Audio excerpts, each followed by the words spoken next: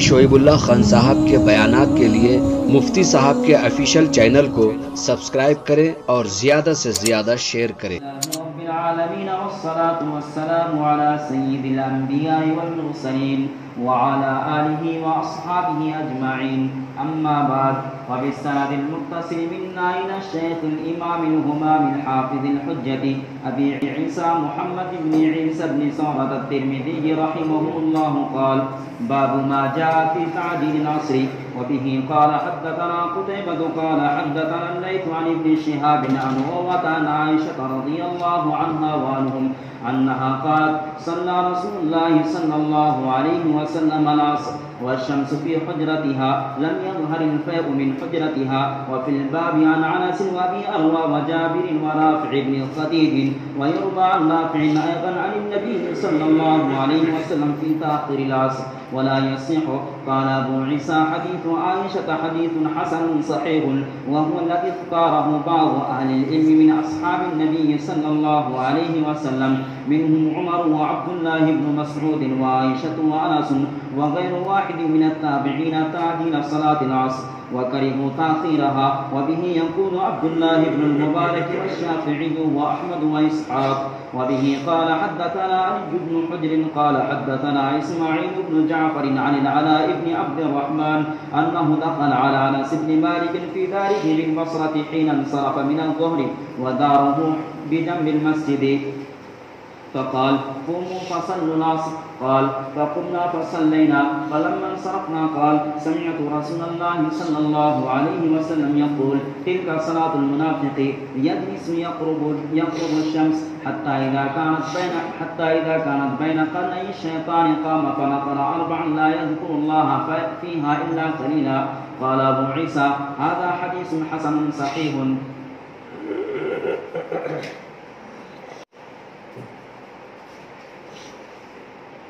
بسم اللہ الرحمن الرحیم.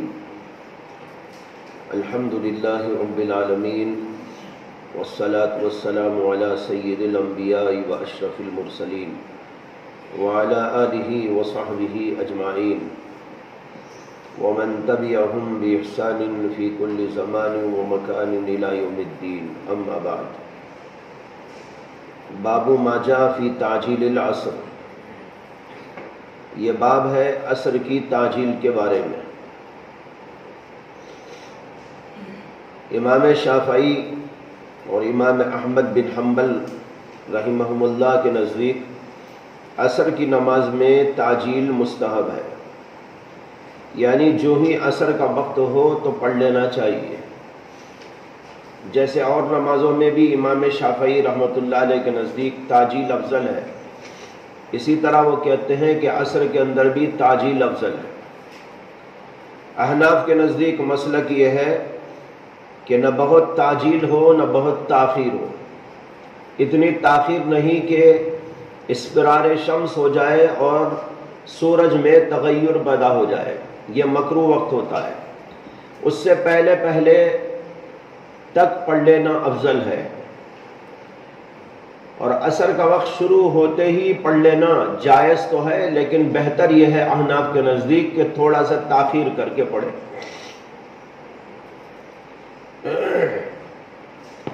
امام شافعی رحمۃ اللہ علیہ نے متعدد دلائل سے استدلال کیا ہے. امام ترمذی رحمۃ اللہ علیہ نے اس باب میں یہ حدیث پیش کی ہے عن عائشہ رضی اللہ تعالی عنہا قالت: صلی رسول اللہ صلی اللہ علیہ وسلم العصر والشمس فی حجرتها لم يظهر الفیء من حجرتها. اس کا ترجمہ یہ ہے کہ اللہ کے رسول علیہ السلام نے عصر پڑھی اس حالت میں کہ سورج حضرت عائشہ کے حجرے میں تھا. سورج سے مراد سورج کی شعاعیں، سورج کی شعاعیں حضرت عائشہ کے حجرے کے اندر تھی. لم یظہر الفیء من حجرتها، یہاں پر لم یظہر جو آیا ہے اس کے معنی ہے بلند نہیں ہوا، نہیں چڑھا. لم یصعد، نہیں چڑھی تھی، نہیں چڑھا تھا سایہ ان کے حجرے سے۔ مطلب کیا ہے؟ پہلے حدیث کا مطلب جو اس سے سمجھ میں آ رہا ہے وہ سمجھ لیجئے۔ اللہ کے رسول علیہ السلام نے عصر کی نماز ایسے وقت میں پڑھی کہ حضرت عائشہ کے حجرے کے اندر سورج کی شعائیں پڑ رہی تھی، یعنی اندر بیچ میں۔ لم یظہر الفی، اور سورج کی شعاؤں کی وجہ سے جو سایہ پڑتا ہے وہ سایہ ابھی دیوار پہ نہیں چڑھا تھا، سایہ دیوار پہ نہیں چڑھا تھا بلکہ نیچے تھا۔ سورج کی شعائیں یہاں پڑ رہی تھی اور اس کا سایہ جو ہے دیوار پہ نہیں چڑھا تھا، یہ اس کا مطلب ہے۔ اس سے یہ استدلال کیا جا رہا ہے کہ عصر کا وقت مستحب وہ ہے جبکہ ابھی سورج بہت ہی بلندی پر ہو۔ جب سورج بالکل بلندی پر ہوگا، بہت نہیں جھک جائے گا، تو اسی وقت یہ کیفیت ہوگی کہ بیچ کے اندر، گھر کے اندر، حجرے کے اندر سورج کی شعائیں پڑ رہی ہو اور ابھی سایہ اوپر نہیں چڑھا۔ سایہ کب چڑھتا ہے؟ جب مثلا سورج ادھر ہو جاتا ہے تو سایہ یوں بڑھنے لگتا ہے، دیوار کے اوپر چڑھنے لگتا ہے، لیکن ابھی وہ چڑھا نہیں تھا بلکہ نیچے ہی تھا۔ اس وقت میں اللہ کے رسول علیہ السلام نے عصر کی نماز پڑھی۔ تو کیا مطلب نکلا؟ مطلب یہ نکلا کہ بہت جلدی پڑھی، سورج ابھی ڈاؤن نہیں ہوا تھا، سورج ابھی غروب کے قریب نہیں ہوا تھا بلکہ اچھی طرح بیضا تھا، چمک رہا تھا اور بالکل بلند تھا۔ اس وقت میں اللہ کے رسول علیہ السلام نے عصر کی نماز ادا فرمائی ہے۔ اس سے تعجیل پر استدلال کیا گیا ہے، تعجیل عصر پر۔ لیکن اس حدیث سے جو مفہوم اخذ کیا جا رہا ہے، اس کے بارے میں علماء احناف اور دیگر حضرات یہ کہتے ہیں کہ اس سے یہ مفہوم نکالنا واضح نہیں ہے۔ وجہ یہ ہے کہ پہلے ہمیں یہ دیکھنا چاہیے کہ حضرت عائشہ صدیقہ کا حجرہ کیسا تھا، کس پوزیشن میں تھا اور کس صورت میں تھا۔ جب اس کی صورت اور پوزیشن سمجھ میں آئے گی تب یہ مسئلہ حل ہوگا کہ اس سے کیا نکل رہا ہے مفہوم۔ جن علماء نے حجرات ازواج مطہرات پر تاریخی اعتبار سے کتابیں لکھی ہیں، اس سے یہ اندازہ ہوتا ہے۔ پہلے تو آپ یہ سمجھیے کہ مسجد اور حجرے کس انداز پہ بنے ہوئے تھے۔ مسجد نبوی جہاں بنائی گئی تھی بالکل اسی سے متصل ازواج مطہرات کے حجرے تھے، اور پھر ایک طرف کو بعض صحابہ کرام کے بھی گھر موجود تھے۔ ایک کتاب ہے جس کا نام ہے بیوت الصحابہ حول المسجد النبی الکریم، اس کا نام ہے بیوت الصحابہ حول المسجد النبی الکریم۔ ایک عرب عالم نے بہت تحقیقی انداز کی کتاب لکھی ہے جو میرے پاس موجود ہے۔ اس کے اندر انہوں نے بتایا ہے کہ مسجد نبوی کے بازو اطراف حجرے موجود تھے ازواج مطہرات کے۔ وہ کس شکل میں تھے وہ اس کے اندر بتاتے ہیں۔ پہلے تو آپ یہ بھی ذہن میں رکھ لیجئے کہ مدینہ شریف میں قبلہ جو ہوتا ہے وہ ادھر ہوتا ہے۔ ہمارے یہاں تو مغرب میں ہے قبلہ، لیکن مدینے کے اندر جنوب میں آتا ہے، یعنی اس طرف مدینے میں آپ پڑھیں گے تو جنوب کی طرف پڑھنا پڑے گا، غروب جدھر ہوتا ہے ادھر نہیں۔ اسے کہ اصل تو کعبہ ہے، کعبہ جس سائیڈ میں آئے گا وہ قبلہ ہوگا نا، تو مدینے کے اعتبار سے جنوب میں قبلہ ہے۔ تو آپ سمجھو کہ یہ مسجد نبوی ہے۔ یہ مسجد نبوی، قبلہ ادھر ہے، یہی قبلہ ہے، یہ غروب ہونے کی جگہ یعنی مغرب ہے، یہ مشرق ہے. سمجھ میں آ رہی نا بات؟ اب حجرات نبوی صلی اللہ علیہ وسلم یعنی ازواج مطہرات کے جو حجرے بنائے گئے تھے وہ حجرے یہاں تھے، یہ سائڈ میں، یعنی مشرق میں بنائے گئے تھے. یہ مغرب ہے اور قبلہ ادھر ہے.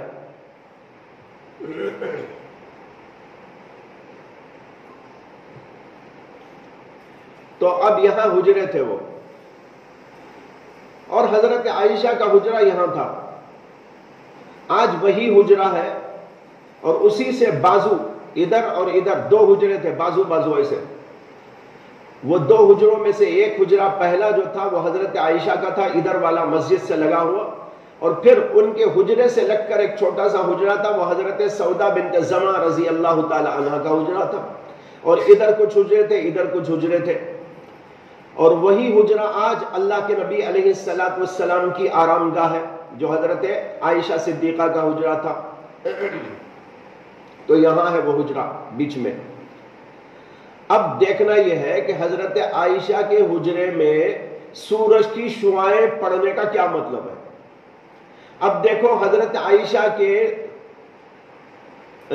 حجرے کا دروازہ جو ہے نا وہ مسجد کے اندر کھلتا تھا. ادھر حضور ادھر سے داخل ہو کر یہاں تشریف لے جاتے تھے نماز پڑھانے کے لیے. یہاں حجرے میں ایک دوسرا دروازہ ادھر تھا، ادھر باہر جانے کے لیے دروازہ تھا. اور حضرت عائشہ کے حجرے میں یہ بات بھی ہے جو تاریخ میں لکھی ہوئی ہے کہ اس کے دو حصے تھے. ایک حصہ وہ جو مسقف تھا یعنی بنا ہوا تھا اس طرح، اور ایک حجرے کا وہ حصہ بھی تھا جو کھلا ہوا تھا یعنی صحن جس کو کہتے ہیں. اور حجرے کا اطلاق مسقف پر بھی ہوتا ہے، اور اسی کے ساتھ ساتھ جو کھلی فضا والا حصہ ہوتا ہے جس کو صحن کہتے ہیں اس کے اوپر بھی حجرے کا اطلاق ہوتا ہے. سمجھ میں آ رہی نا باتیں؟ دونوں پر بھی حجرے کا اطلاق ہوتا ہے. اور ان کے حجرے میں دونوں طرح کی چیزیں تھی، ایک وہ جو مسقف یعنی بنا ہوا تھا پورا، اور دوسرا وہ حصہ تھا جو صحن والا، اس میں آدھی دیوار تھی. وہ کام دھام کرنے کے لیے، کچھ رکھنے اٹھانے کے لیے، جیسے کہ ہر گھر میں بھی ہوتا ہے، آج کل تو کم ہو گیا، پہلے زمانے میں تو ہوتا تھا. تو وہ باہر والا حصہ تھا. یہ صورتحال تھی حضرت عائشہ کے حجرے کی. اب آپ نے جب یہ سمجھ لیا کہ تاریخی اعتبار سے حضرت عائشہ کا حجرہ کس شکل میں اور کس سچویشن میں تھا، تو اب یہ سمجھنا ہے کہ اس جملے کا کیا مطلب ہے. اس میں کہا جا رہا ہے کہ اللہ کے نبی نے عصر کی نماز اس وقت پڑھی کہ حضرت عائشہ کے حجرے میں سورج تھا. اب سوال یہ ہے کہ حجرے میں سے مراد حجرے کا وہ حصہ ہے جو مسقف ہے یا وہ حصہ ہے جو کھلا ہوا ہے. اس میں تعین نہیں ہے. حجرے کا اطلاق دونوں پر ہوتا ہے. اب یہاں حجرے سے مراد اندر والا سونے وونے کا جو کمرہ ہے وہ مراد ہے یا باہر جو صحن والا حصہ ہے وہ مراد ہے، اس کے اندر یہ واضح نہیں ہے. اب ہم دونوں کو سامنے رکھ کر بحث کرتے ہیں. پہلے آپ لے لیجئے کہ حجرے کا مسقف جو حصہ ہے وہ مراد ہے. اس سے اس صورت کے اندر آپ کو یہ ماننا پڑے گا کہ حضرت عائشہ کے حجرے میں یہاں سورج کی شعاعیں آئیں گی تو کہاں سے آئیں گی؟ ادھر سے تو آ نہیں سکتی، اس لیے کہ ادھر جو ہے سورج اس وقت نہیں ہوتا، مغرب کی طرف ہوتا ہے. غروب ادھر نہ ہوتا ہے تو غروب ادھر ہوتا ہے، تو سورج ایسا ہو گیا. اب یہاں سے یوں ہو کر مسجد کے اندر سے داخل ہو کر حضرت عائشہ کے حجرے کے اندر سورج پڑنا چاہیے. اوپر سے آنے کے تو کوئی چانس نہیں ہے، وہ تو مسقف ہے، سقف ہے اوپر، تو اوپر سے نہیں آ سکتا. اب آئے گا تو کدھر سے آئے گا؟ ادھر سے آئے گا. ادھر سے سورج کی شعاعیں آ کر اندر پڑے، دروازے کے اندر سے آئے. تو اب آپ سوچئے کہ سورج اوپر رہے گا کہ نیچے رہے گا؟ کیا رہے گا؟ بالکل ڈاؤن ہو جائے گا، تب جا کر آئے گا. اس لیے کہ یہاں تو مسجد ہے، مسجد میں بھی گھس کر اس کے اندر سے حضرت عائشہ کے حجرے کے اندر آنا تو ظاہر بات ہے اسی وقت یہ ہو سکتا ہے جب سورج بہت ڈاؤن ہو جائے. اور پھر حضرت عائشہ کا حجرہ جو ہے نا بہت لمبا چوڑا ایسا نہیں تھا، وہ تو چھوٹا سا تھا. بلکہ حضرت حسن بصری کہتے ہیں کہ میں ایک دفعہ دیکھا تھا تو میں نے دیکھا کہ وہ حجرے ایسے تھے کہ میرا ہاتھ اوپر لگ رہا تھا. حسن بصری نے خود دیکھا ہے, وہ خود کہہ رہے کہ میں نے چھت کو چھوا ہے اتنا, یعنی آدمی کھڑا ہو گیا تو ہاتھ لگ جاتا تھا, اتنے ہی کمرے تھے. اس کے اندر گھس کر سورج کی شعاعیں اندر آئے, یہ اسی وقت میں ممکن ہے جبکہ سورج بہت ڈاؤن ہو جائے.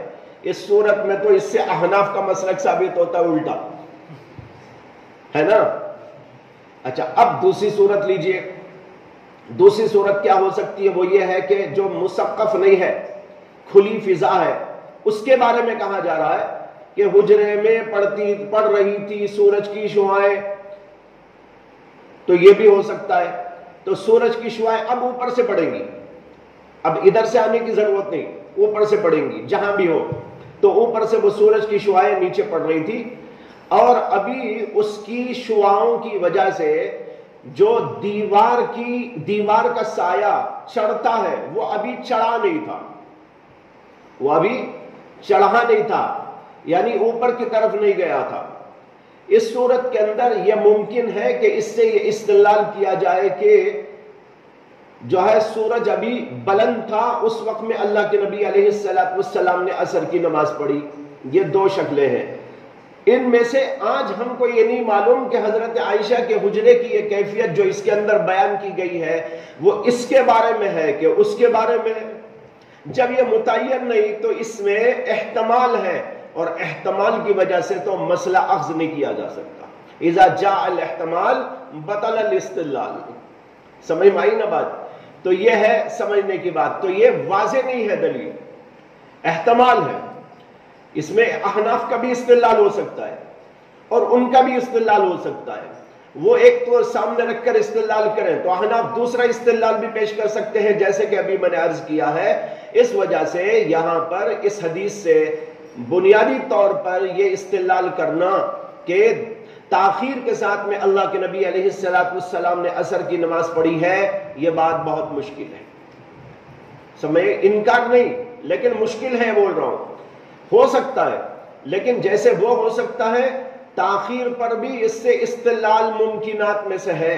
جب دونوں احتمال ہیں تو اس وجہ سے اس کو ایک چیز کے لیے بنیاد بنانا یہ بات درست نہیں ہے. ایک دلیل تو علماء شوافع کی یہ تھی. ان کی دوسری دلیل اس سلسلے میں ایک اور حدیث ہے جو حضرت انس بن مالک رضی اللہ تعالی عنہ سے مروی ہے. اس میں آتا ہے کہ حضرت انس رضی اللہ عنہ نے کہا ان رسول اللہ صلی اللہ علیہ وسلم كان يصلي العصر والشمس بيضاء مرتفعة حية والشمس بيضاء مرتفعة حية ويذهب الذاهب إلى الأغالي والشمس مرتفعة. اس کو امام ابو داؤد نے روایت کیا ہے. یعنی یہ کہتے ہیں کہ اللہ کے رسول علیہ السلام عصر کی نماز پڑھتے تھے جبکہ سورج ابھی چمکدار بیضاء ہوتا تھا, یعنی چمکتا رہتا تھا, اور مرتفع بلند اوپر ہوتا تھا, حیہ زندہ و تازہ, یعنی اس کے اندر ابھی کوئی شعاعوں کا تغیر نہیں پیدا ہوتا تھا, بالکل تر و تازہ. اس حالت کے اندر اللہ کے رسول علیہ السلام عصر کی نماز ادا کرتے تھے. اور کہتے ہیں وَيَذْهَبُ الذَّاهِبُ إِلَى الْأَوَالِي, اور ایک جانے والا عصر کی نماز کے بعد اوالی کی طرف جاتا تھا. اوالی مدینے کا وہ حصہ ہے جو بلندیوں پر تھا. مدینے میں اب بھی آپ دیکھیں گے دو حصے ہیں, ایک نیچے والا حصہ ہے, ایک اوپر والا حصہ. مکے میں بھی ایسا ہے. تو اوالی, یہ اوالی کتنے فاصلے پر تھا اس کے بارے میں امام زہری کہتے ہیں وَالْأَوَالِي عَلَى مِيلَيْنِ أَوْ ثَلَاثَةٍ. یہ اوالی کا حصہ مدینے کے درمیان سے چلیں گے تو 2 میل یا 3 میل کے فاصلے پر ہے. مولانا خلیل احمد صاحب سہارنپوری رحمت اللہ علیہ بذل المجہود کے اندر فرماتے ہیں واختلفت الروایات فی تقدیر بعد الاوالی من المدینہ من میلین الی 8 امیال، یعنی اوالی کتنے فاصلے پر ہے اس کے بارے میں روایات مختلف ہیں. بعض کہتے ہیں 2 میل پر، بعض کہتے ہیں 3 میل پر، یہاں تک کہ بعض نے 8 میل کہا ہے، 8 امیال. اصل میں بات یہ ہے کہ اوالی کا حصہ جو شروع ہوتا ہے وہ مدینے سے 2 میل کے فاصلے سے شروع ہو جاتا ہے، پھر وہ بڑھتے بڑھتے بڑھتے 8 میل تک بھی جاتا ہے. اس لیے اس میں کوئی اختلاف کی بات نہیں ہے.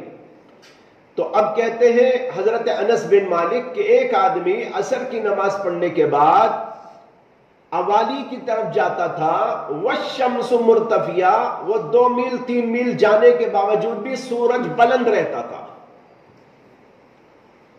اس سے بھی اس بات پر استدلال کیا گیا ہے کہ اللہ کے نبی علیہ السلام عصر کی نماز بہت پہلے پڑھ لیا کرتے تھے، لیکن یہ روایت بھی قطعی نہیں ہے، بالکل 2 ٹوک قسم کی بات اس کے اندر بھی نہیں ہے. علماء احناف کے ہاں جو نماز پڑھی جاتی ہے آج کل جو ہم بھی پڑھتے ہیں، تو کیا اس وقت میں سورج مرتفعہ بیضاء نہیں ہوتا یا پیلا پڑ جاتا ہے؟ پیلا تو تقریباً اس کے 1 گھنٹے کے بعد پڑتا ہے. 1 گھنٹے تک تو سورج ویسے ہی چمکتا رہتا ہے، بلند رہتا ہے، اوپر رہتا ہے. تو اس لیے یہ بھی روایت اس بات کی کوئی صریح دلیل نہیں ہے کہ کتنی جلدی حضور پڑھتے تھے. اس لیے کہ اتنی تاخیر سے جیسے احناف پڑھتے ہیں اس میں بھی سورج بلند ہی ہوتا ہے، اور ایک آدمی سورج کی اس بلندی میں، جیسے کہ مثال کے طور پر آج کل ہم نماز پڑھتے ہیں 5 بجے، 5 بجے کے بعد اگر کوئی آدمی 1-2 میل کا فاصلہ چل کے چلا جائے تو کیا سورج غروب ہو جائے گا؟ تب بھی بلند ہی رہے گا. اس لیے کہ تقریباً 1 گھنٹہ 1.25 گھنٹہ اس کے بعد وقت رہتا ہے سورج کے غروب ہونے میں، اور پیلا پڑنے میں بھی تقریباً 1.25 گھنٹہ بلکہ 1 گھنٹے کے قریب وقت رہتا ہے. تو 1 میل 2 میل چلے جانے میں کوئی زیادہ ایسی بات تو نہیں ہے. اس لیے یہ روایت بھی کوئی اس بات کی قطعی دلیل نہیں ہے کہ کتنی جلدی اللہ کے نبی علیہ السلام عصر کی نماز پڑھا کرتے تھے. اور پھر چلنے والوں کے اعتبار سے بھی فرق ہوتا ہے. چلنے والے، کوئی بڈھا آدمی چلے، کوئی جوان آدمی چلے، پھر جوانوں میں بھی الگ الگ ٹائپ کے ہوتے ہیں. ایک جوان مریل جمال، ایک جوان بہت ہٹا کٹا جوان. چلنے میں بھی فرق ہوتا ہے. بعض بہت تیز چلنے کے عادی ہوتے ہیں اور بعض بہت آہستہ چلنے کے عادی ہوتے ہیں، بعض درمیانی چال چلنے کے عادی ہوتے ہیں. تو پھر اس سے یہ فیصلہ کیسے کیا جا سکتا ہے کہ 2 میل چل کے جانے سے کیا فرق پڑا؟ آج بھی ہم لوگ دیکھیں گے تو آپ دیکھیں عصر نماز پڑھیں اور اس کے بعد 1-2 میل چل کے جائیں، کہیں ٹہلنے کے لیے نکل جائیں، ادھر چلے جائیں، 2 میل کے فاصلے پر آپ کا بنگلور ہے نا، 2 میل کے فاصلے پر. اب وہاں چلے جائیں تو کیا اس وقت میں سورج میں تغیر آ جائے گا؟ نہیں آئے گا. تو لہذا اس سے معلوم ہوا کہ یہ بھی کوئی قطعی دلیل موجود نہیں ہے. تیسری دلیل علماء شوافع کی یہ ہے، جس کو حضرت امام بخاری نے اور امام مسلم رحمت اللہ علیہ نے روایت کیا ہے حضرت رافع بن خدیج رضی اللہ تعالی عنہ سے. وہ فرماتے ہیں کننا نصلی العصر مع رسول اللہ صلی اللہ علیہ وسلم ثم تنحر الجزور فتقسم 10 قسم ثم تطبخ فناكل لحما نزيجا قبل مغيب الشمس. کیا مطلب؟ کہتے ہیں کہ ہم اللہ کے نبی صلی اللہ علیہ وسلم کے ساتھ عصر پڑھتے تھے، پھر اس کے بعد اونٹ کو ذبح کیا جاتا تھا اور پھر اونٹ کے 10 حصے کر دیے جاتے تھے، یعنی تقسیم کر دیے جاتے تھے صحابہ میں. اور تطبخو، پھر وہ 10 حصے 10 لوگ پکاتے تھے. فَنَأْكُلُ لَحْمًا نَزِيجًا، پھر ہم پکا ہوا گوشت کھاتے تھے. قبل مغیب الشمس، سورج کے غروب ہونے سے پہلے پہلے. یہ دلیل تو واقعی اس بات کی دلیل معلوم ہوتی ہے کہ بہت پہلے اللہ کے نبی علیہ السلام عصر پڑھتے ہوں گے. اس لیے کہ عصر پڑھ کر اونٹ کاٹنا، پھر اس کے بعد اس کو پکانا، پھر اس کے بعد اس کو کھانا. ہمارے ہاں تو آپ فجر میں بھی یہ کام کریں تو عشاء تک ختم نہیں ہوگا. ہمارے ہاں تو فجر میں بھی شروع کریں تو شاید عشاء تک ختم نہ ہو. لیکن عرب کا دستور جو تھا اس کو بھی پیش نظر رکھ کے مسئلے کو حل کرنا چاہیے. یہ تو اس حدیث میں جو بتایا ہے اس کا مفہوم یہ ہے کہ عصر کے بعد اونٹ ذبح کیا جاتا اور اس کے 10 حصے کر دیے جاتے. 10 حصے 10 مختلف صحابہ کو تقسیم ہو جاتے تھے گروپوں میں. ایک گروپ یہ 10، ایک حصہ یہ لے لو بھائی تم 10، ایک حصہ تم لے لو، تم ایک حصہ لے لو. تو ایک ایک جماعت میں معلوم نہیں کتنے لوگ ہوتے تھے ایک جماعت. اس میں تو یہاں ذکر موجود نہیں ہے کہ ایک ایک حصہ کتنے کتنے لوگوں کو دیا جاتا تھا. اب فرض کر لو کہ ایک حصہ 10 آدمیوں کو دیا جاتا تھا یا 20 آدمیوں کو دیا جاتا تھا، تو ایک 20 آدمیوں کو ایک حصہ دیا گیا اونٹ کا، اور ایک 20 آدمیوں کو ایک حصہ دیا گیا، اور ایک 20 آدمیوں کو یا 15 آدمیوں کو ایک حصہ اس کا دیا گیا. تو اونٹ ذبح کیا، اس کا یہ کھینچا، اس کے ٹکڑے 10 کر دیے، اور پھر اس کے بعد میں ان سب کو دے دیا گیا. یہ لوگ اپنا اپنا پکوان کر کے کھاتے تھے. ایک جگہ نہیں پکتا تھا، وہ 10 جگہ پکتا تھا. 10 جگہ پکانے والے وہ پتہ نہیں کتنے ہوتے تھے. اور پھر عرب کا جو دستور تھا پکانے کا وہ انڈیا کے دستور سے بہت بہت مختلف ہے. ان کے ہاں تو یہ ہے کہ آگ جلاؤ، گوشت کو ایسا پکڑو اور پھینک دو، بیٹھے بیٹھے کھاتے رہیں گے. ادھر ہو جو ہے پکتا رہے گا، ادھر تیار ہوتا رہے گا، ادھر کھاتے رہیں گے، ادھر تیار ہوتا رہے گا، ادھر کھاتے رہیں گے. ایک ایک پیس بنتی رہے گی اور ادھر کھاتے رہیں گے. نہ مسالہ ہے، نہ تیل ہے، نہ کچھ ہے، بس وہاں آگ جلائی، آگ میں ایسا گوشت کو پکڑا اور پکڑنے کے بعد کھا لیا. یہ انداز سے اگر کھایا جائے تو ظاہر بات ہے زیادہ وقت نہیں لگے گا. کاٹنا اور پھر اس کے بعد اس کے 10 حصے کر کر ایک ایک حصہ ایک ایک گروپ کو دے دینا. وہ اپنے طور سے بیٹھ کر یوں بھون بھون کے کھا رہے، بھون بھون کے کھا رہے. اور اس کے لیے مغرب کے پہلے پہلے ہی وقت ختم ہو جاتا تھا، نہیں مغرب سے پہلے یہ سارا کام ہو جاتا تھا. یہ انداز سے اگر کیا جائے تو ظاہر بات ہے بہت پہلے ہونے کی کوئی ضرورت نہیں ہے. اس کے لیے بھی 1 گھنٹہ 1.5 گھنٹہ کافی ہو جاتا ہے. تو لہٰذا اس سے بھی اس بات پر استدلال کہ بہت پہلے اللہ کے نبی علیہ السلام عصر کی نماز پڑھتے تھے.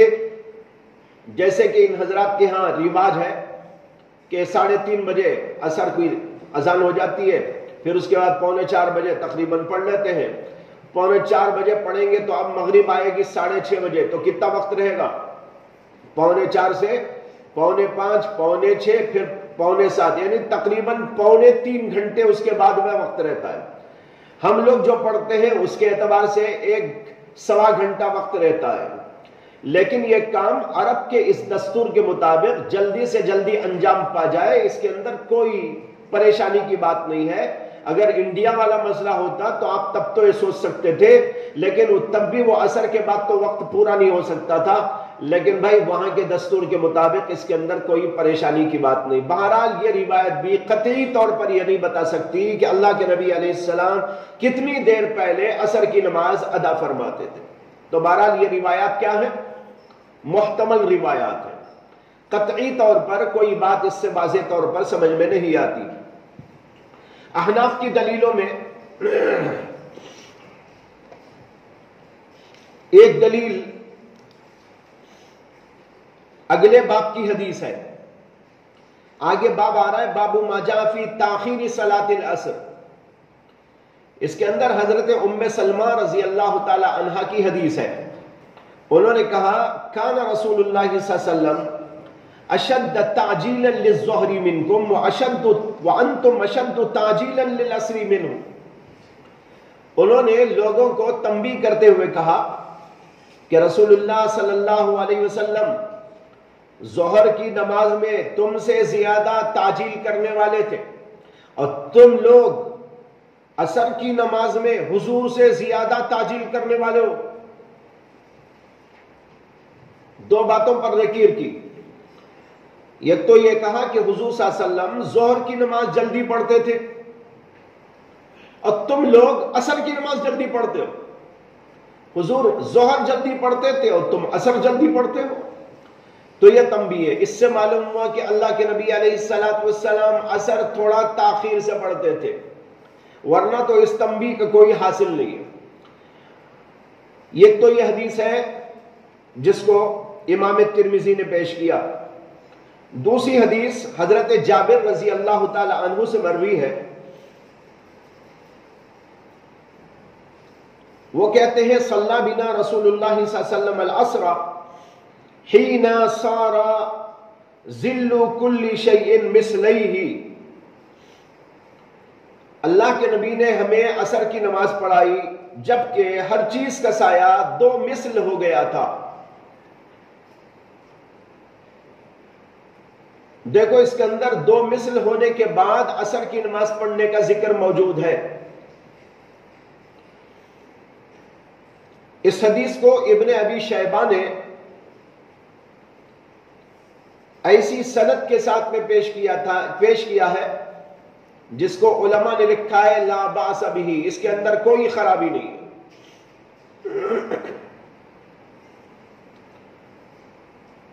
علامہ ابن الترکمانی نے الجوہر النقی میں کہا ہے اخرجہ ابو داود وسکت عنہ۔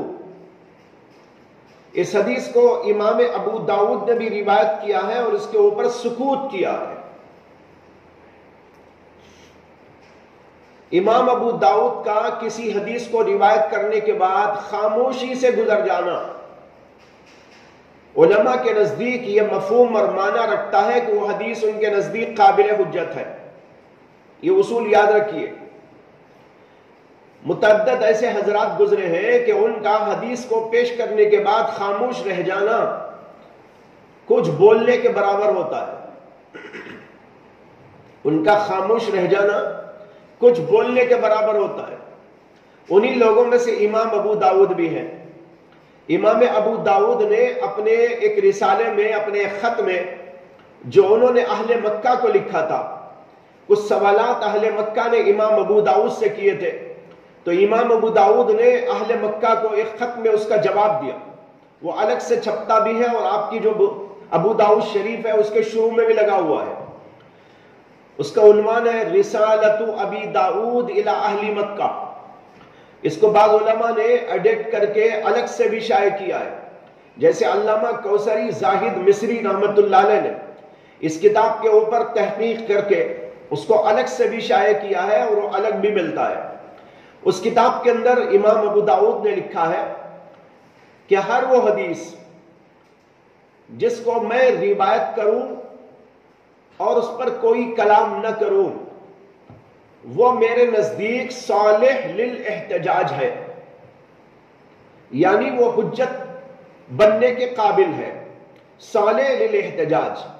اس سے امام ابو داؤد کا یہ اصول معلوم ہوتا ہے کہ وہ جس روایت کو روایت کرنے کے بعد خاموش رہے، اس کا مطلب ہے کہ ان کے نزدیک کم سے کم وہ حدیث قابل اعتبار ہوتی ہے۔ تو اس لیے امام ابن الترکمانی کہتے ہیں الجوہر النقی کے اندر رواہ ابو داؤد وسکت عنہ۔ تیسری روایت علماء احناف کی عبداللہ ابن رافع ابن خدیج کی حدیث ہے جو انہوں نے اپنے والد رافع بن خدیج سے روایت کی۔ اس کے اندر ہے ان رسول اللہ صلی اللہ علیہ وسلم کان یأمرهم بتاخیر العصر۔ اللہ کے نبی علیہ السلام حضرات صحابہ کو عصر میں تاخیر کا حکم دیا کرتے تھے، لیکن اس روایت کے اوپر اعتراض کیا گیا ہے، اس لیے کہ اس کی سند کے اندر عبد الواحد ایک راوی ہے، ان کو ضعیف قرار دیا گیا ہے۔ ابن حبان ان کے بارے میں لکھتے ہیں عبد الواحد ابن نافع یروی عن اہل الحجاز المقلوبات وعن اہل الشام الموضوعات. یہ عبد الواحد ابن نافع اہل حجاز سے مقلوب یعنی الٹی سیدھی روایت کرتا ہے، اور اہل شام کے حوالے سے موضوع روایت کرتا ہے. لا يحل ذکرہ فی الکتاب الا علی سبیل القدح فی، اس کا ذکر کرنا جائز نہیں ہے مگر قدح کے طور پر، جرح کے طور پر. اسی طرح اور علماء نے بھی کہا. تو بہرحال یہ روایت ضعیف ہے، لیکن اوپر کی روایت سے ملنے سے تقویت ہو جاتی ہے.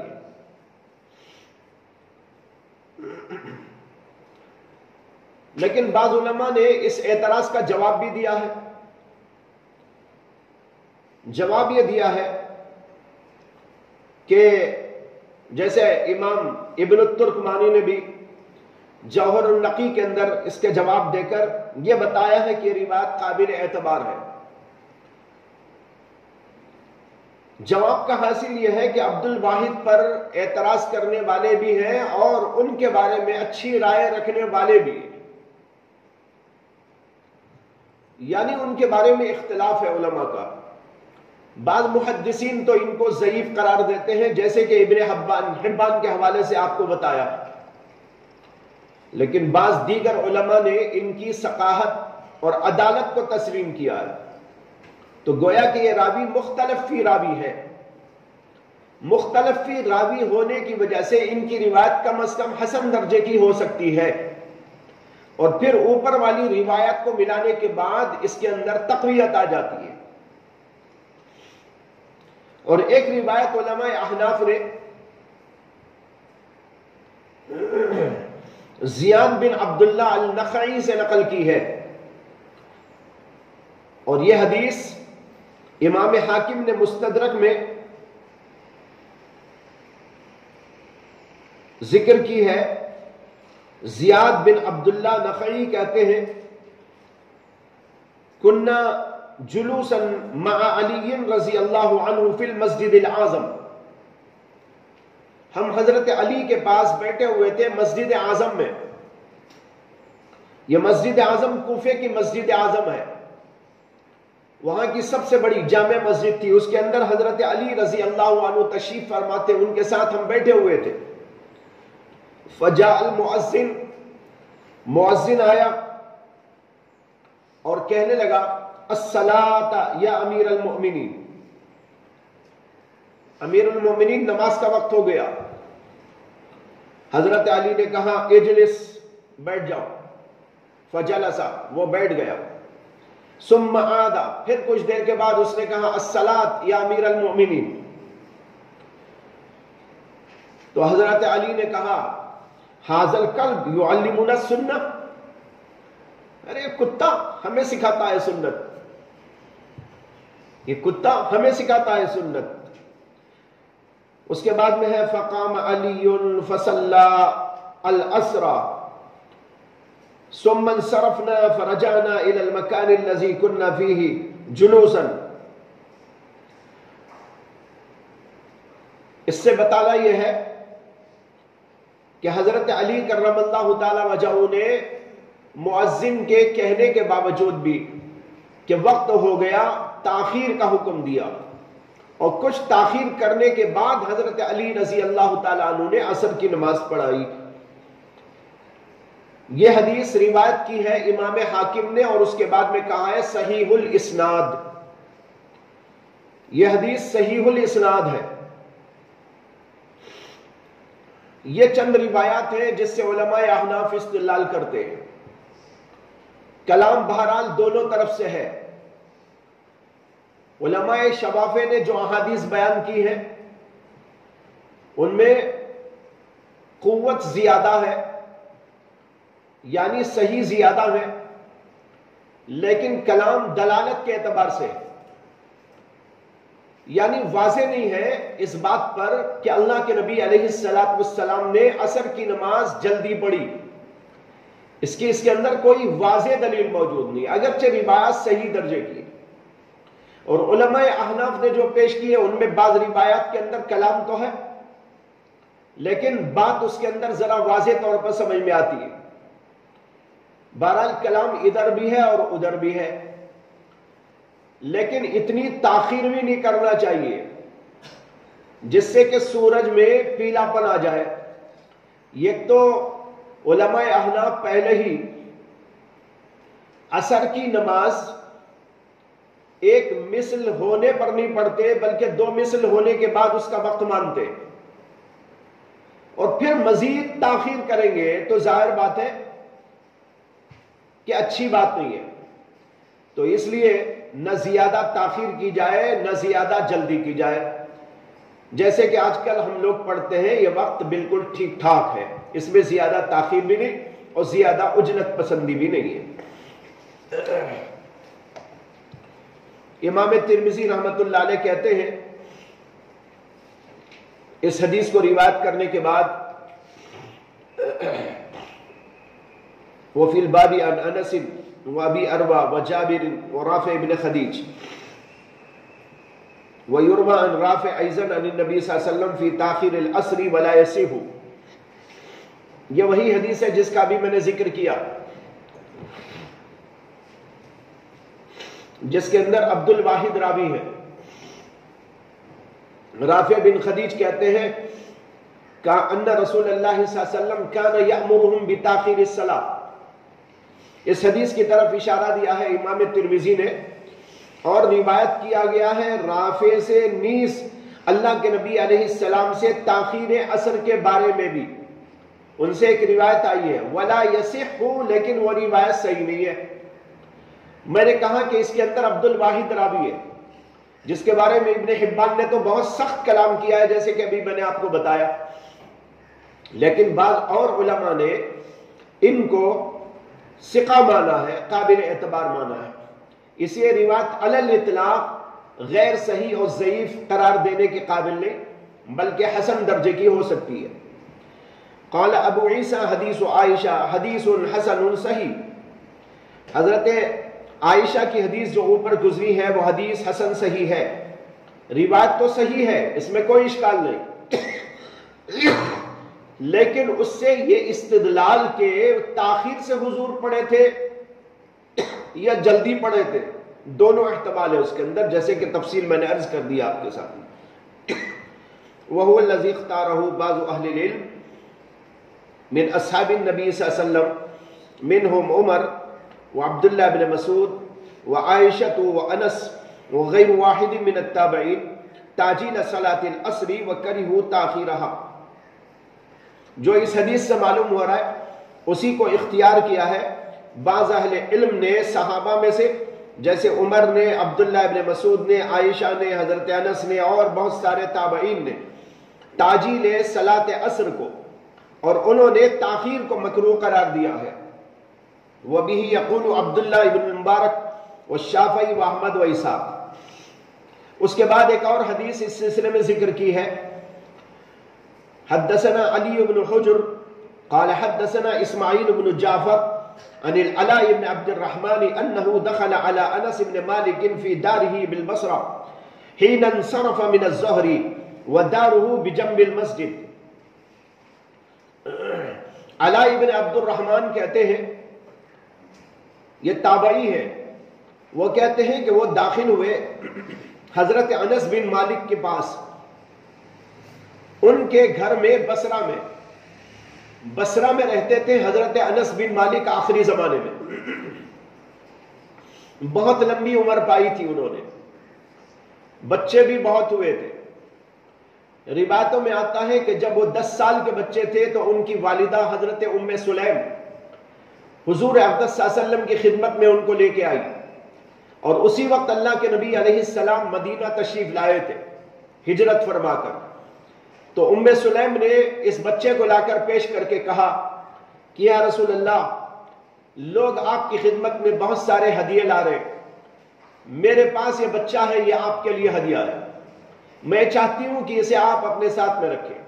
چنانچہ حضور نے ان کو اپنے ساتھ میں رکھا وہ حضور اقدس صلی اللہ علیہ وسلم کی خدمت گزاری کیا کرتے تھے اور آپ کے ساتھ میں رہتے تھے اور آپ ہی کے ساتھ میں کھاتے پیتے تھے۔ حضور نے اس وقت میں ان کے لیے دو دعائیں کی، ایک دعا تو ایک ہی کہ اللہ تعالیٰ تمہاری عمر میں برکت عطا فرمائے، اور دوسری دعا یہ کی کہ تمہاری نسل اور اولاد میں بھی اللہ برکت عطا فرمائے۔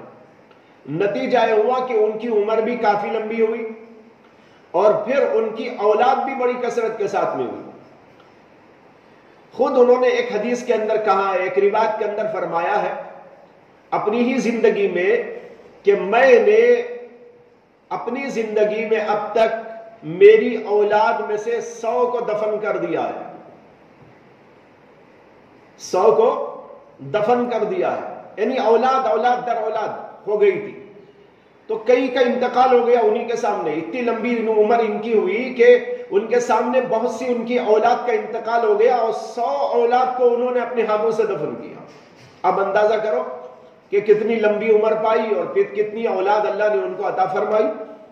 تو بہرحال آخری دور میں حضرت انس بن مالک بصرہ میں جا کے قیام پذیر ہو گئے تھے۔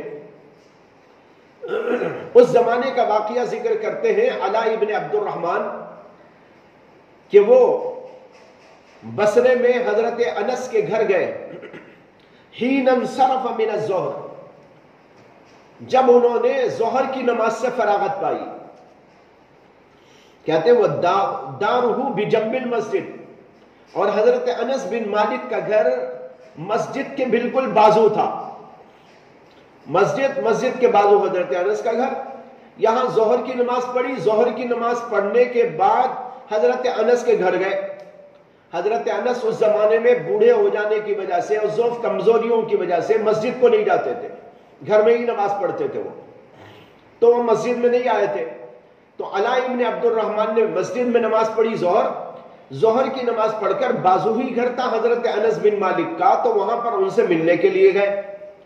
کہتے ہیں فقال، تو حضرت انس نے کہا قوموا فصلوا العصر، ارے بھائی چلو کھڑے ہو جاؤ عصر پڑھو۔ ابھی یہاں ظہر پڑھ کے آئے ہیں اور حضرت انس یہاں کہتے ہیں کہ بھائی چلو عصر پڑھو۔ راوی کہتے ہیں فقمنا فصلینا، بس ہم کھڑے ہو گئے اور ہم نے عصر کی نماز پڑھی، یعنی حضرت انس کے ساتھ عصر کی نماز ادا کی گھر میں۔ فلما انصرفنا، جب ہم نماز سے فارغ ہوئے، قال، تو حضرت انس بن مالک نے فرمایا سمعت رسول اللہ صلی اللہ علیہ وسلم یقول تلک صلاة المنافق یجلس یرقب الشمس حتی اذا كانت بین قرنی الشیطان قام فنقر اربعا لا یذکر اللہ فیہا الا قلیلا۔ میں نے اللہ کے رسول علیہ السلام سے سنا ہے کہ یہ نماز منافق کی نماز ہے۔ کیا نماز؟ یجلس یرقب الشمس، بیٹھا ہوا انتظار کرتا ہے سورج کا، یرقب الشمس، سورج کے غروب ہونے کا انتظار کرتا ہے، حتی اذا کان بین قرنی الشمس، یہاں تک کہ سورج جب شیطان کے دو سینگوں کے درمیان میں آ جاتا ہے، قام، تب کھڑا ہوتا ہے، فنقر اربعا، اور 4 ٹھونگے مارتا ہے، لا یذکر اللہ فیہا الا قلیلا، اور اس کے اندر اللہ کا نام بھی نہیں لیتا مگر بہت تھوڑا سا۔ حدیث کا حاصل یہ ہے کہ انہوں نے کہا اللہ کے رسول نے فرمایا یہ منافق کی نماز ہے۔ کیسی نماز؟ آدمی نماز اثر پڑھے بغیر بیٹھا رہے بیٹھا رہے بیٹھا رہے اور سورج کو دیکھے، یہاں تک کہ سورج جب شیطان کے 2 سینگوں کے درمیان آ جائے۔ یہ شیطان کے 2 سینگوں کے درمیان اس وقت میں آتا ہے جب تغیر ہو جاتا ہے اس کے اندر، یعنی وہ زرد پڑ جاتا ہے، پیلا پڑ جاتا ہے، تغیر اس کے اندر واقع ہو جاتا ہے اور غروب کے قریب ہو جاتا ہے۔ جب غروب کے قریب ہوتا ہے تو شیطان اپنی دونوں سینگوں کو لا کر سورج کو بیچ میں رکھ لیتا ہے، ادھر 2 سینگیں اس کی اور بیچ میں یہ آ گیا۔ کیوں؟ اس لیے کہ اس وقت میں پوجا کرنے والے لوگ اس کی پوجا کرتے ہیں، سورج کی پوجا کرنے والے لوگ اس وقت سورج کی پوجا کرتے ہیں، نکلتے وقت سورج کی پوجا کرتے ہیں اور غروب کے وقت میں سورج کی پوجا کرتے ہیں۔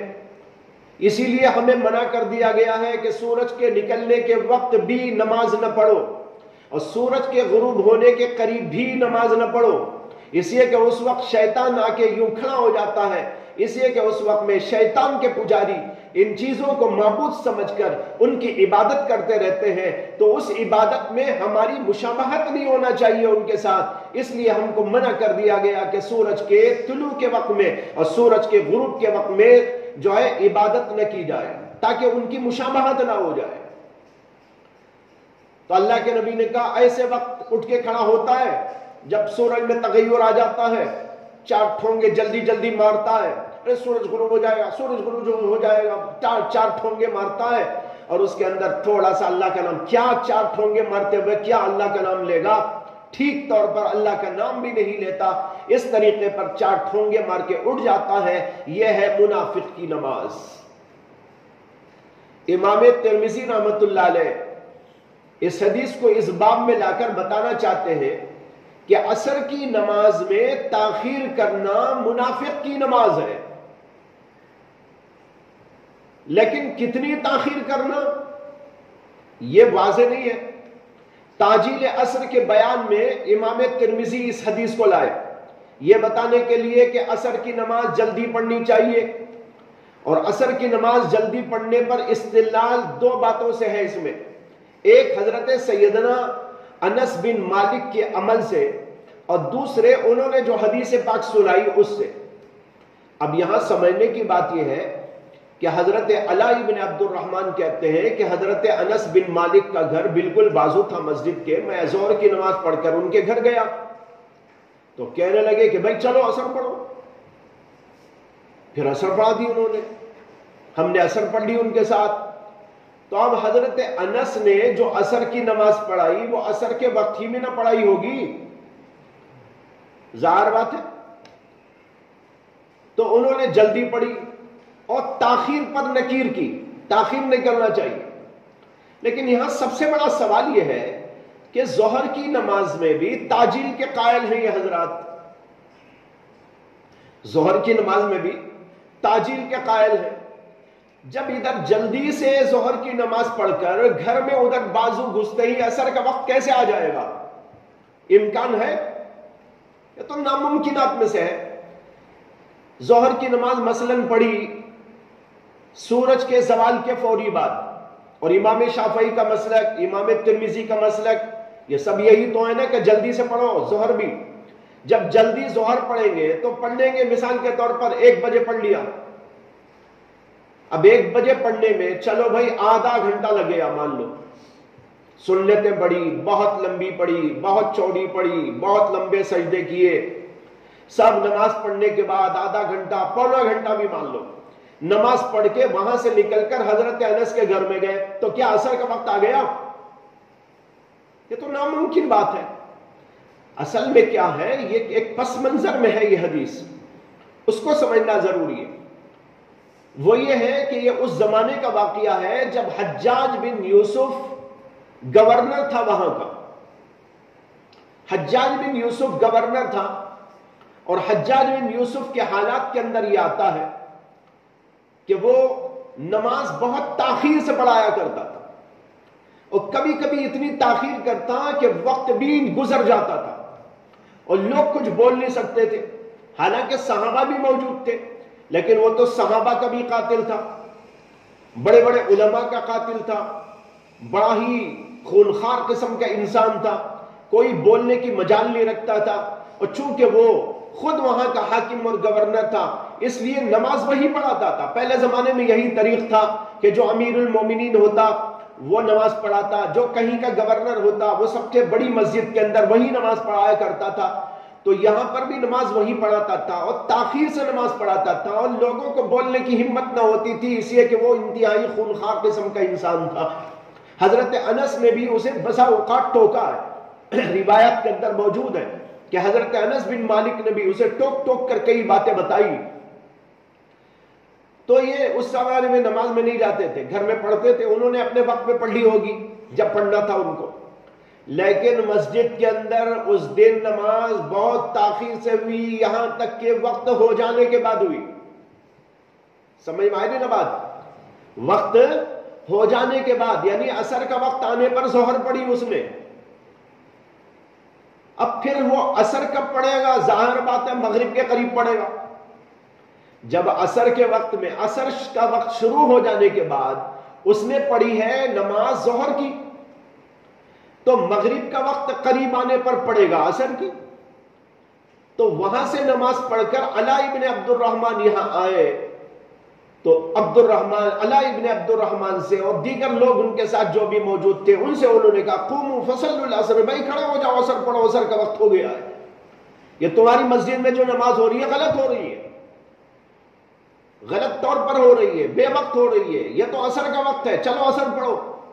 تو انہوں نے عصر کے وقت میں عصر کی نماز پڑھی۔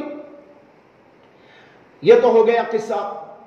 اب اس کے بعد انہوں نے ایک بات کہی، میں نے رسول اللہ صلی اللہ علیہ وسلم سے سنا ہے، یہ جو انہوں نے اٹیک کیا ہے یا انہوں نے جو رد کرنا چاہا ہے وہ محض تاخیر نماز پر نہیں ہے، بلکہ اس پر ہے کہ اتنی تاخیر کی جائے جس سے کہ سورج میں تغیر پیدا ہو جائے، جیسے کہ وہاں پر حجاج بن یوسف کیا کرتا تھا۔ جب عصر کے وقت میں آ کے ظہر پڑھایا تو عصر کا وقت ابھی شروع ہو گیا، تو عصر کب پڑے گا؟ مغرب کے قریب پڑے گا۔ مغرب کب پڑے گا؟ عشاء کے قریب پڑے گا۔ یہ اس کا ڈھنگ تھا، یہ انداز تھا۔ اس پر حضرت انس بن مالک نے یہ ٹوک کر ان لوگوں کو سمجھا یہ منافق کی نماز ہے، یہ جو تم مسجدوں میں پڑھ رہے ہو یہ منافق کی نماز ہے۔ کیا منافق کی نماز ہے کہ اللہ کے نبی نے کہا یجلسو یرقب الشمس، بیٹھے ہوئے انتظار کر رہا ہے سورج کے غروب ہونے کا، نماز نہیں پڑھتا، اور یہاں تک کہ سورج جب شیطان کے دو قرنوں اور اس کی سینگوں کے درمیان میں آ جاتا ہے، یعنی تغیر پیدا ہو جاتا ہے، تو اس وقت میں اٹھ کر 4 ٹھونگے مار لیتا ہے۔ تو کس پر رد ہو رہا ہے؟ مسجد میں پڑھی جانے والی بے ڈھنگی نماز پر۔ حجاج بن یوسف اور اس کے جیسے لوگ اس زمانے میں جو حرکتیں کر رہے تھے ان کے اوپر رد ہے یہ۔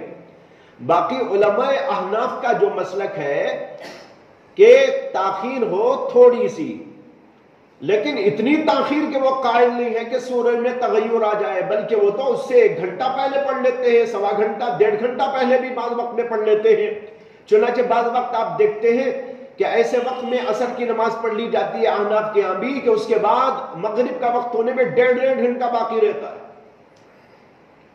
عموماً تو 1.25 گھنٹہ مل ہی جاتا ہے، کبھی کبھی 1.5 گھنٹہ، بلکہ کبھی اس سے بھی زیادہ کا وقت بھی مل جاتا ہے۔ اس میں ظاہر بات ہے یہ صورت نہیں پیدا ہوتی جو حضرت انس بن مالک یہاں بیان کر رہے، حتی اذا کانت بین قرنی الشمس، یہ قرنی الشمس کے درمیان میں آنا سورج کا تغیر شمس کے موقع پر ہوتا ہے۔ باقی اس کے اندر جو آیا ہے کہ اللہ کے نبی علیہ السلام نے فرمایا کہ سورج 2 شیطان کے سینگوں کے درمیان آ جائے، تو یہ حقیقت پر محمول ہے یا محض ایک تمثیل ہے، اس کے بارے میں علماء کو کلام ہے۔ بعض علماء نے اسے حقیقت پر محمول کیا اور بعض علماء نے کہا کہ یہ تمثیل ہے، یعنی صرف بتانا یہ ہے کہ شیطان اس وقت میں خوشی مناتا ہے جب تغیر ہو جاتا ہے سورج میں، اس وقت میں سورج کی پوجا کرنے والے لوگ سورج کی پوجا کرتے ہیں تو شیطان خوش ہو جاتا ہے، اس لیے خوش ہو جاتا ہے کہ جو ہے یہ لوگ غیر اللہ کی عبادت کر رہے ہیں، غیر اللہ کی پرستش کر رہے ہیں، اور میں بھی یہی چاہتا تھا کہ اللہ کو چھوڑ کر مخلوق کی پوجا ہو، یہ میرے ماننے والے میری بات مان رہے ہیں، اس لیے وہ خوشی مناتا ہے۔ اس خوشی کے اظہار کو بتانے کے لیے کانت بین قرنی الشمس ایک تمثیل میں کہہ دیا گیا، لیکن بعض علماء کہتے ہیں کہ جب حقیقت پر محمول کرنا ممکنات میں سے ہے، ناممکن کوئی بات نہیں ہے، تو خام و خام مجاز لینے کی کیا ضرورت؟ ہو سکتا ہے اسے کہ شیطان کی سینگیں ہیں اور شیطان کی سینگیں وہ لے کے بیچ میں سورج کو لے کے کھڑا ہو جاتا ہوگا، ایسا ہونا ناممکنات میں سے نہیں ہے۔ تو بہرحال دونوں ہی قول اس کے اندر موجود ہیں۔ بتانا یہ ہے کہ اس حدیث سے اس بات پر استدلال نہیں ہو سکتا کہ عصر کی نماز جلدی پڑھنی چاہیے، وہاں عصر کی ظہر کی تاخیر ہوئی تھی، اس لیے یہاں پر انہوں نے جلدی کی ہے، سمجھ میں آئی نا بات؟ اس لیے مطلقاً تعجیل کے اوپر اس سے استدلال نہیں کیا جا سکتا۔